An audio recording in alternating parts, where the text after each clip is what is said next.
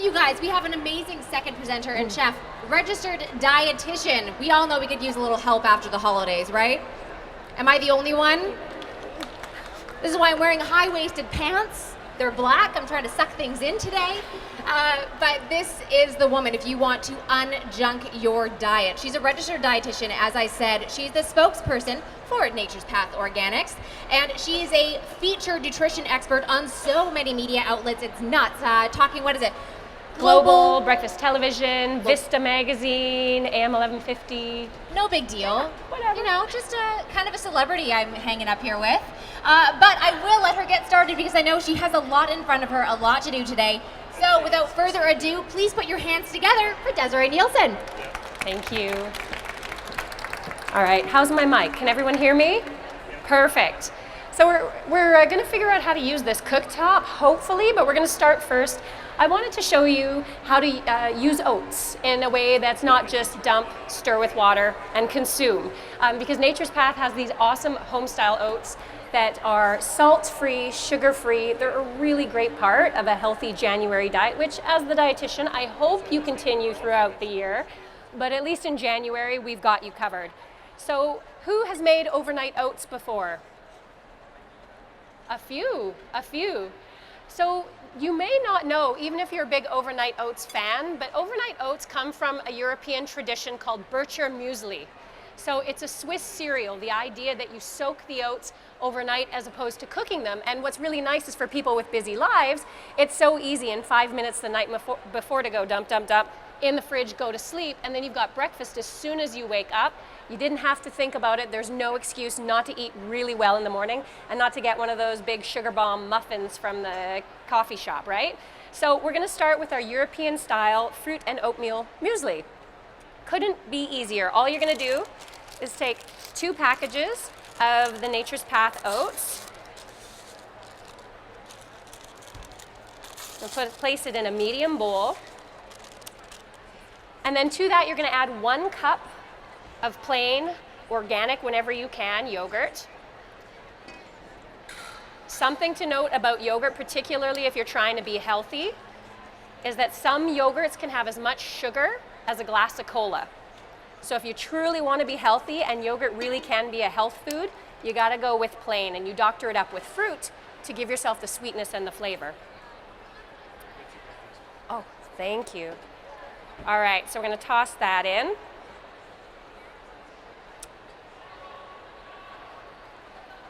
And because I can never leave well enough alone, we're gonna add 2 tablespoons of Kia cereal. So if you haven't tried this, this is really awesome. They call it a super seed cereal because it contains all of these seeds that are rich in omega-3s, rich in protein, so it's gonna boost the fiber even more. Oats are a great source of fiber, but this is gonna boost fiber even more, plus some healthy fats. I think breakfast time, we can really forget about the healthy fats, but fats are really important to help fill you up and keep you full all morning long, so this is gonna add to that. So we'll do 2 tablespoons of this.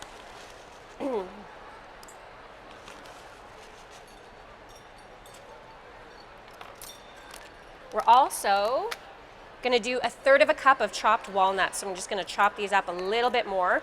Walnuts are another source of omega-3 fats, even more fiber.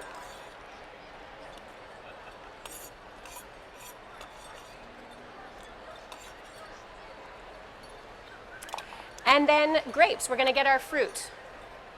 So we're gonna do 3/4 cup of grapes. We'll do a few more there. And you can really, the nice thing about this recipe is that you can really change it up however you like. If grapes aren't your favorite thing, go with frozen blueberries. You can do raspberries. You can also just do whatever's in season. So it's pretty easy to get kiwis these days. You can do kiwis if you like. And never look at my knife skills, folks. I am not a trained chef. I am a mom chef. And so yeah, this is not the most beautiful knife skills course, but this is how we rock it at home. All right, that should be about good. And then the final thing you'll notice on the recipe, it says either grating an apple, which is awesome if you want to get even more fiber, or if you want to go nice and quick so we can move on to another fun recipe, we're going to do applesauce. So this is 3/4 cup of a good quality chunky applesauce, no added sugar. Something you really want to watch with any of your fruit products, it's amazing how many of them have extra sugar added when it's totally not necessary because apples are sweet enough on their own.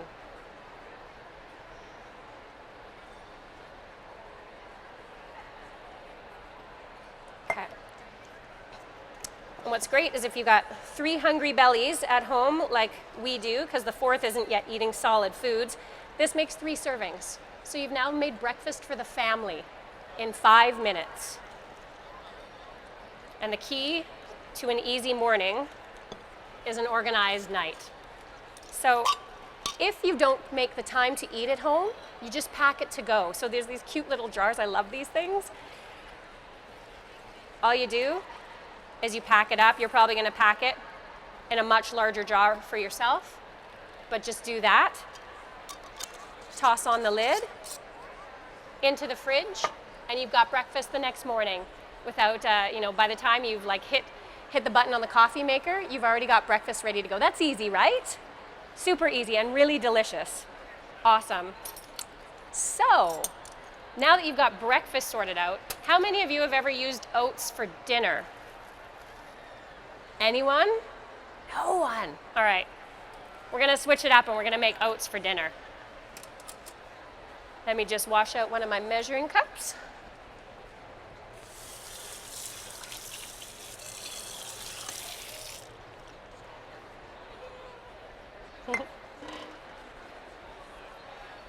So here we go. This is a chickpea sauté with gluten-free home-style hot oats.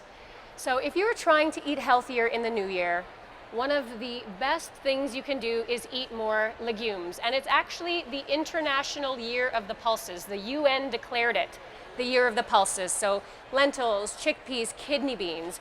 One of the reasons for that is that not only are they incredibly nutritious, super high fiber, higher than most other vegetables, they also contain plant-based protein. So they're one of the most perfect foods because you get these slowly burning carbohydrates for energy, protein to help fuel your immune system, fuel muscle building and repair, and lots of fiber which helps to balance blood sugars. And that's really the key. If you're trying to lose weight or just trying to get healthier and have more energy, you need to balance those blood sugars. So that magic combination in beans, in addition to all the extra soluble fiber you're getting in the oats, is really going to be a magical combination to help you feel good, full, energized. So let's start. This is a really easy recipe now that we actually have a stove that works, which yay, I'm excited for that.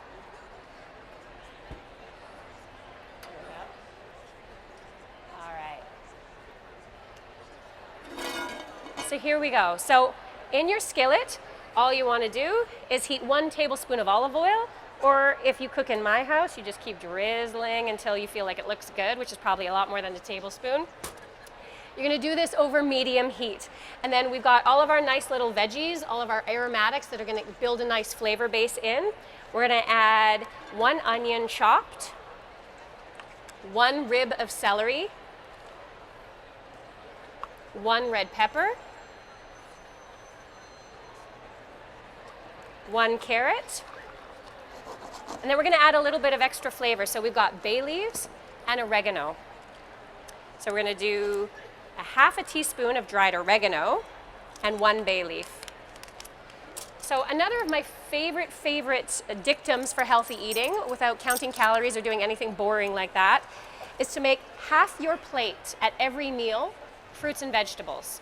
Well, the reason I like this rule is because fruits and veggies provide all of the phytochemicals, all of the vitamins, all of that incredible nourishment to help you fight inflammation on 1 plate, but they also contain a lot of fiber and water to fill you up so that you can eat to appetite. If you're trying to get healthy, if you're trying to lose weight, the enemy of those goals is hunger.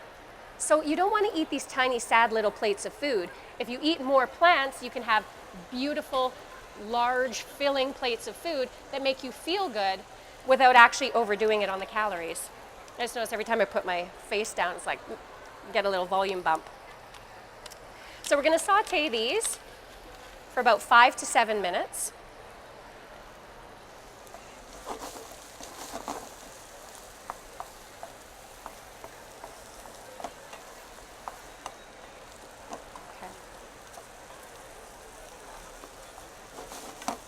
So who feels like they have a lot of time to make dinner in the evening?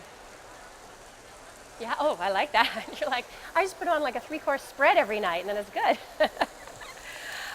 So I have 2 kids. I have a kindergartner and I have a 4-month-old. And so I don't have a lot of time in my house, but I kid you not, we eat a home-cooked meal 6 out of 7 nights a week. One, because I cannot imagine taking my 2 kids to a restaurant and keeping that under control. But 2, because it's the easiest way to save time, save money, and ensure that my kids and myself are getting a really good meal. The nice thing is that it doesn't really take a lot of time to eat well. And I find with a lot of my clients, one of the things that scares them the most about healthy eating is they don't feel like they know how to cook really well. They don't feel like they can make the kind of meals that you see on TV every night, when that's totally unnecessary. You don't have to be a master chef to feed yourself well. And so I think if you just remove that barrier, that expectation of perfection of doing these amazing Instagram-worthy meals, you can really create a really simple, delicious, nutritious family meal, or even for yourself. I never really minded cooking for one. I know some people don't like it, but I love cooking for one, and I always still cook for a family, and then I use the leftovers so that I have lunch, because I hate packing lunches, and leftovers mean you have lunch for a day. If you're cooking for one, you maybe have lunch for 3 days. No sweat off your nose. All right. How are we doing for time? All right, so we have our veggies. We're gonna pretend that they're all beautifully cooked. We're gonna add chickpeas. So 1 can of chickpeas, rinsed and drained. We're gonna cook that for 2 minutes.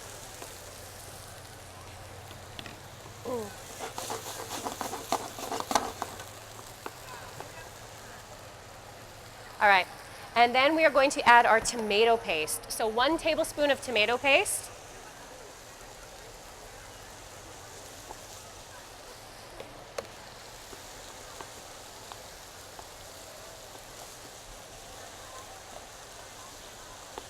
We're gonna cook that through for 1 more minute, then we add the stock, and then we're gonna have the long, slow simmer. And I'm gonna use that to talk to you a little bit about gluten-free oats and clear up some of the controversies on gluten-free oats, and then we have time for questions as well, because a watched pot never simmers.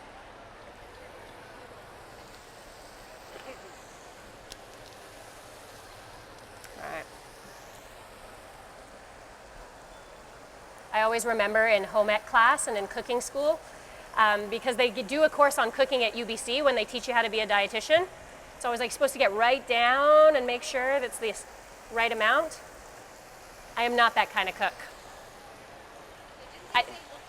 Meniscus? Oh, meniscus. yeah, you rock the meniscus. Science grade 10. You sure Thank did. you. It's all about the meniscus, unless you are a sloppy home cook like me, which is I think why I don't bake more often. I don't think I have the patience and precision to bake. But cooking is fine. 2.5 cups. 2.5-ish cups. And aside from quantities, do we have any other questions in the house? It's a full audience. Yeah. Here we go. On the oat cereal that you made, how many days could you keep that in your fridge? So you could easily keep that for 2 to 3 days, but it's going to start to get like the yogurt and the liquid starts to break down the oats more. So it is absolutely best the night before. If you do it the night before. And the nice thing about using instant oats is that if you forgot to do it the night before, because they're already pre-steamed to help make them instant cook, you can actually do it just 10 to 15 minutes before. So if you've forgotten to do your breakfast, you can do it the same day and it's fine. But you can easily keep it a few days. And then you can just alter the liquid with extra yogurt or veggie milk or milk. Okay, I'm not giving you a break. We have another question right behind here. Perfect. With the breakfast cereal, do you have an alternative for lactose-free for people who have dairy intolerance? Yes, and in fact, in our samples, we have a vegan sample with a coconut. It was a coconut yogurt. Yeah, of course. So if you don't love to use coconut all of the time, any nut milk. Really the key to a nice muesli is simply liquid. So you could choose any kind of liquid that you like. You could do, if you love cashew milk or almond milk, oat milk. If you want to go in an oat bonanza, you could do oat milk as well. And as long as you actually have that liquid for the soaking to occur, it doesn't always have to be yogurt. It's one of the reasons why I like Overnight Oats is it's such an easy recipe to modify. It's really just about oats, liquid, some crunch with the nuts, and some fruits for body and sweetness. Yeah. Yeah, I do a very unhealthy version at home, Nutella and peanut butter. Nutella and peanut, okay. Well, you could do it, well, there's a chocolate hazelnut milk out there, which I have to say has a lot of sugar, so it is still a treat, but I suppose it probably doesn't have as much as Nutella, and you'd get the same taste. Absolutely. That's a little improvement for me. New Year's resolutions, right? Exactly. All right, any other questions? Shoot those hands up nice and high. Yeah, and I can talk a little bit too about oats, which I should, because I know how many of you are new celiacs here? All right. So when you have gluten sensitivity or gluten intolerance, it's a little bit different. You can go for the gluten-free oats and you're good. What makes a gluten-free oat? Because not all oats are gluten-free. The reason for that is because at every step through the seed, the growing, the transport, and the manufacturing process, oats often share equipment and share space with gluten-containing grains. And what Health Canada found is that regular oats almost always have too much contamination with gluten just through cross-contamination purposes. So it's really important not to eat regular oats if you are celiac. Something that was interesting though is because Health Canada actually put oats on that definition of gluten-containing grains because of the cross-contamination, it was illegal in Canada up until recently to call an oat product gluten-free. So I always had clients who were really confused saying, I know that gluten-free and wheat-free aren't the same thing, so I see wheat-free oats on the shelf, so obviously those are not right for me. But it was a way around the loophole.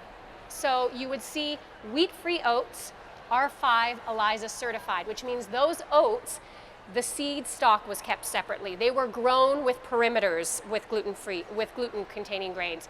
They were stored separately and they were manufactured separately. So they could test that those oats had less than 20 parts per million of gluten. And so wheat-free oats were truly gluten-free oats. But in 2015, that legislation changed. So now you will start to see all of them being called gluten-free oats. However, some people still find the use of oats in a gluten-free diet a bit controversial because there's some case reports, not a lot of research, but case reports to show that some people react to a similar protein in oats called avenin. So it's not the same as the gliadin gluten proteins found in barley, wheat, and rye, but it is a similarly structured protein. So it's considered that oat intolerance in celiacs is rare, but it's a possibility. So they recommend if you are new as a celiac that you wait until your gluten-free diet is well maintained and your antibody levels have come down. So between 6 months and 18 months before you introduce oats. And then when you do, you have to know that oats have a lot of fiber, which is so great. Your dietitian wants you to have fiber, but you might have a little bit of normalizing in your gut as you introduce oats, if you know what I mean. So you want to go slow and you want to ease into oats. All right. How is that coming along, by the way? Good. We're still simmering. 15 minutes is always a hard go. I'm chopping up some tomatoes as well and some parsley because we're going to finish with some fresh parsley. Any other questions about gluten-free eating? I have one note. For me, Yeah. I'm not celiac, but like I was saying earlier today, one of my very good friends is, and as the cook and baker of the group, I'm responsible for cooking a lot for her at different events. Yeah. So what would you say with oats? I mean, can I go out and buy Nature's Path oats and I'm clear? I'm in the clear. Yes, absolutely. So the key thing when you're looking for oats is you want to see pure oats. That word, or gluten-free oats or wheat-free oats. And if you see those words, you can be confident that they're produced in a separate facility. They're not going to be cross-contaminated with gluten, and they are in fact a safe thing. The one thing, if you're not gluten-free, or if you're not celiac and you're cooking for a celiac, you always have to remember cross-contamination in your own home. And this is a toughie, because gluten can live in the most minute quantities on cutting boards, especially if you have anything porous, if you have plastic, if you have wood. the grooves are extremely hard to clean properly, and so that can harbor just enough gluten to make your celiac friends sick. And I think this is one of the biggest challenges when gluten-free eating becomes a trend and becomes well known. It's amazing because you increase the amount of foods that people who truly need a gluten-free diet have available. I remember when I started counseling people with gluten-free diets and all they had is that like white spongy styrofoam bread. You know, that was no way to live. And now you look at a show like this and it's amazing. Anything you want, you can find gluten-free. And it's not just okay, it's good. You can feed it to your friends who are not gluten-free and they won't complain. And so it's amazing. But at the same time, that means there's a lot more people experimenting with gluten-free foods who don't necessarily realize that if you share a butter dish, that if you share a cutting board, you can make someone with celiac disease, but not necessarily gluten intolerance or non-celiac gluten sensitivity sick. So it's something to really be aware of when you're cooking in your own home. By the way, I have to say, Desiree, all the sampling cups appear to be very empty, which is a good thing. So what did everyone think? Good. Did we like the overnight oats? You could eat that for breakfast, right? So there's this big trend of the not sad desk lunch. Well, to me, that's the not sad desk breakfast. So it's a really great way to bring breakfast home. All right. So we're going to pretend, because we don't have a lot of time, so this simmers for 15 to 20 minutes. It should appear thickened to you. So, and once you do that, always remember to take out the bay leaf, because no one likes to chew through the bay leaf. And then you're going to add the tomatoes. You're going to season with salt and pepper to your taste. I'm here to admit to you in front of the world and everyone that I'm a dietitian who likes salt. So if you don't have blood pressure issues, if your doctor has not told you to worry about salt, and you eat a whole foods diet, I think that's really the key. You know, it's actually really hard to find oats with no added salt. If you're buying instant oats, take a look at the salt content, because it can be remarkably high. And so in our house, our motto is, we eat whole foods. Whole foods don't have salt. Even these beans have no added salt. Then you have a little bit of wiggle room to add the salt in cooking that really helps bring the flavors together and makes fruits and vegetables taste like paradise.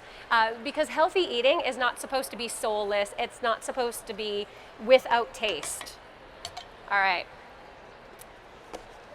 Then the star ingredient. And so one of the things, even though it's not as reduced as it would be when you're cooking at home, that extra liquid is necessary because it's going to help rehydrate the oats.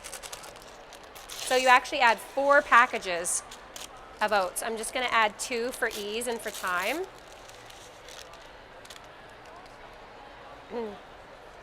And stir those in. And so it's probably one way you've never thought of cooking with oats. We do breakfast for dinner all the time at my house, and so now you can do oatmeal for dinner. And you can serve this as is, as a nice 1-bowl meal, or you can serve it with a side salad. Do some washed baby spinach or baby kales. Some nice avocado, and you've got a really easy dinner, which other than the 15 minutes, it's only about 15 minutes active time. So you can get this on the stove, you can go run after your kids, or you can go do some, catch up on your Instagram feed, and it's done. Okay, speaking of that, is anyone Instagramming Desiree right now? No? Or Snapchatting. I have to say, I'm new to Snapchat. I don't know how I feel about it.